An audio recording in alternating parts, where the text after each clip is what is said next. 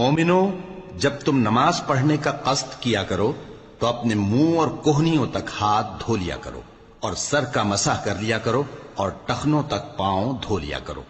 और अगर जनाबत की हालत में हो तो नहाकर पाक हो जाया करो।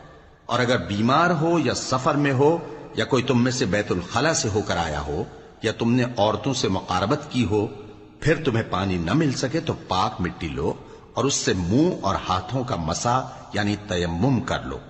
अल्लाह तुम पर किसी तरह की तंगी नहीं करना चाहता, बल्कि ये चाहता है कि तुम्हें पाक करे और अपनी नेमतें तुम पर पूरी करे ताकि तुम शुक्र करो।